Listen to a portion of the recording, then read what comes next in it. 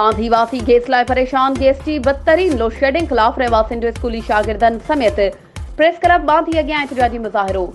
उन मौक़े ते अॻवाननि मुख़्तियार तानी फ़कीर, मुख़्तियार अब्बासी, कादिर ब्रोही, शमशेर मुग़ल ऐं जावेद जमाली ॻाल्हाईंदे चयो त गैस जी बदतरीन लोड शेडिंग सबबि सख़्त परेशानी खे मुंहुं ॾेई रहिया आहियूं। गैस न हुजण सबबि ॿार बुख ते स्कूल वञनि था ऐं मुलाज़िम तबिको तोड़े दिहाड़ीदार मज़दूर बि नाश्ते खां सवाइ कमनि ते वञनि था। जॾहिं त मंझंदि ऐं राति जो पिणु गैस न हुजण सबबि रध पचाउ लाइ सख़्त परेशानी खे मुंहुं ॾेई रहिया आहियूं। हुननि वधीक चयो त बार बार शिकायतूं करण बावजूद बि गैस जी लोड शेडिंग ख़तमु नाहे कई वई। हुननि सुइस सदरुन गैस कंपनी जे आला ऑफिसरनि खां मुतालबो कंदे घुर कई त गैस जी लोड शेडिंग ख़तमु कई वञे त जीअं रहवासी परेशानी खां बची सघनि।